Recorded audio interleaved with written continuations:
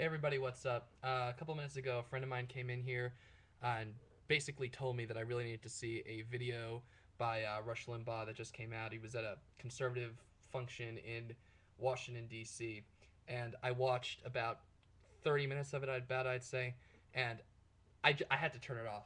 It was honestly so fucking unbelievable that this guy would come here and just vent about how shitty the Democratic Party is, just constantly throw insults. Does he understand that we are in the middle of an economic depression?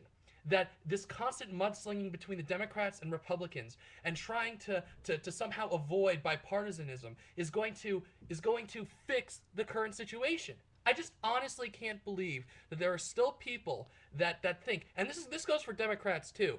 But I gotta say that when you're saying that Rush Limbaugh and some people have claimed this is the voice of your party, it just shows how much of a fucking disgrace you are to the American public and what you're willing to do in order to just get votes. This isn't about votes anymore. This is about people losing jobs. This is about the American system being in a deficit. Oh, by the way, very nice of you to fucking go on about how we're in a deficit right now, how it's all the Democrats' fault, and how they're trying to hinder us because they keep spending. Well, I got news for you. Guess who has been fucking doing that for the last 8 years? It wasn't a Democrat who was behind the fucking controls. It was a Republican president. It was a Republican Congress. It was a Republican Senate. They kept just going and going and spending like nobody's business.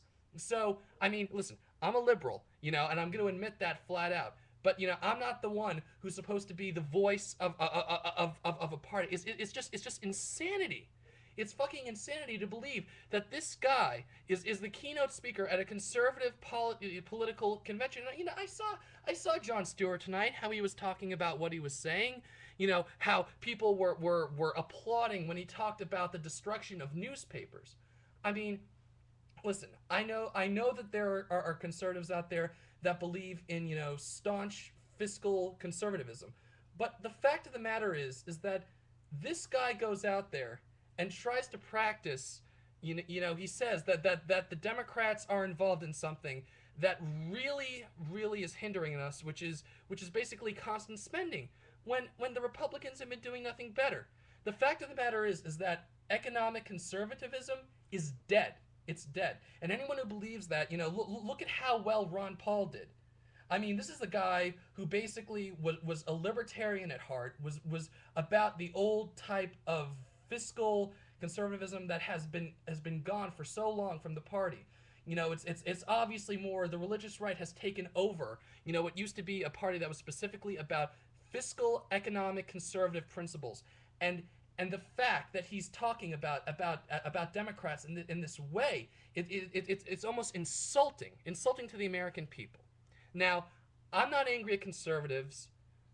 I'm not angry at liberals. I'm begging the people who are in power. I hope that they don't listen to this fucking moron and go and think that it's because of economic principles that the Democrats put out or the Republicans put out.